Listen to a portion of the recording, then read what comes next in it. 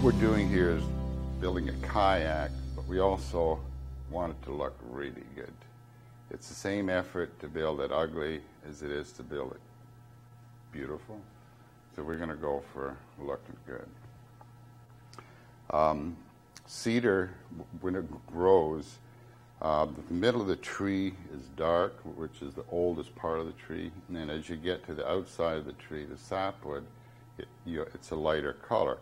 So that means that we have colors from light to dark to play with.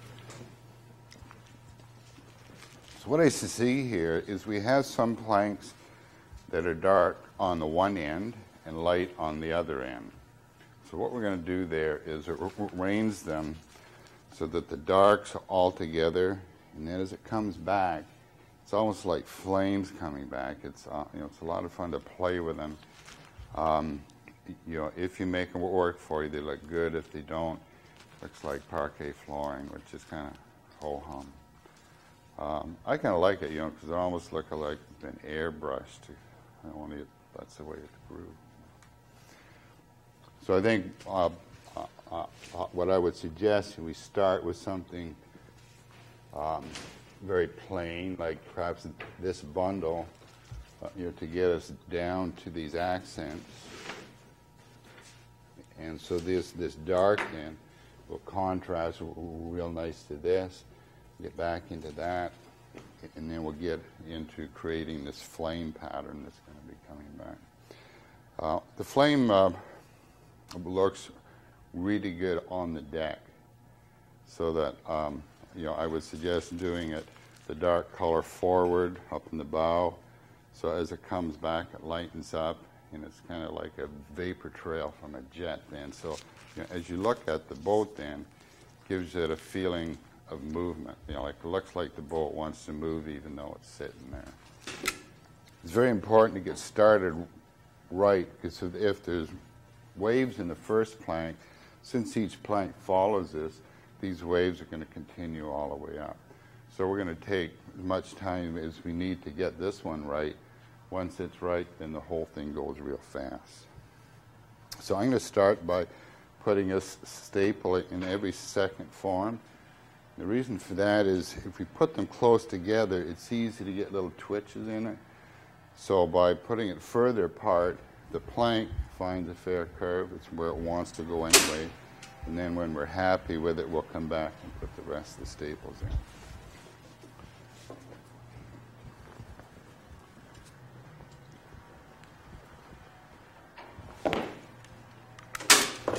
So after it's planked up, and this is cut off flush, then this piece of hardwood goes over top.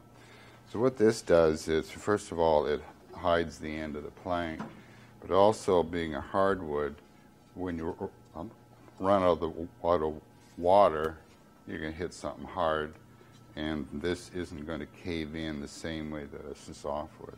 So it's protection, but it also looks really good too. This is black cherry.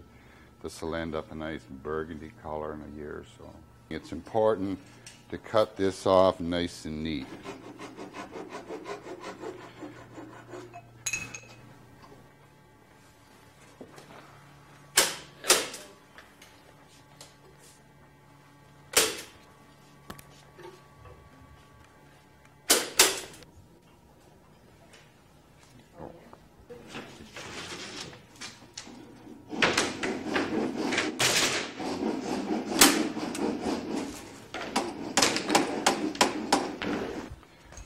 This syringe is enough for about 20 feet of planking.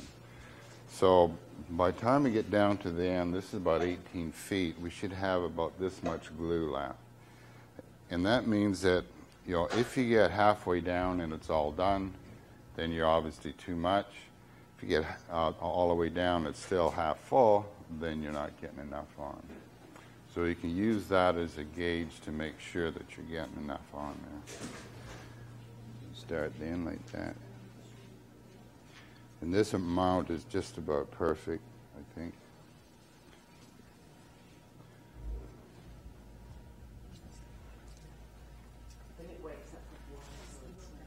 So now what we're going to do is take this over to the boat.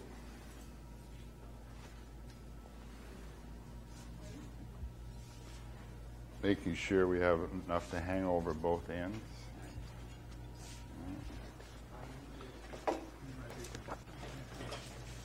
So the important thing here is that these are squeezed up together really tight so that that bead goes right up into the coal.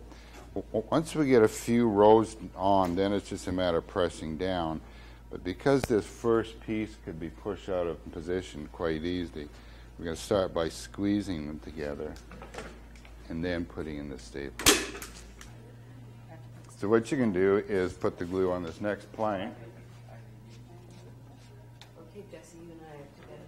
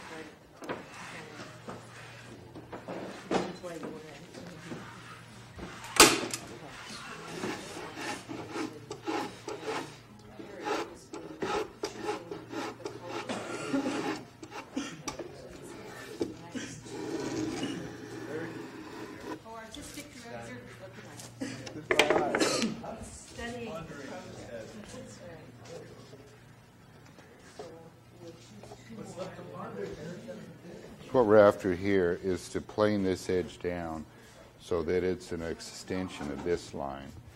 And so as you work it down, you put a straight edge on there. You can use the bottom of your plane like that to get an idea. So it's going to be a rolling double all the way down. It'll keep changing. So you peck away at it and check, peck away at it and check.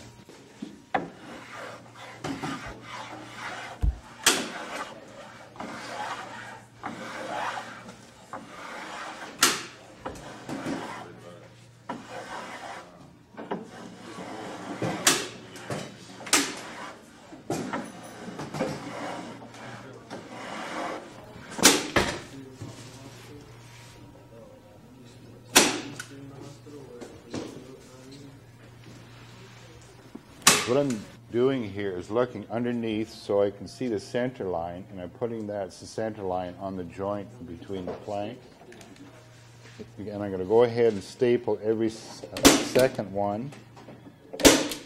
Then we'll come back and fill the other ones in.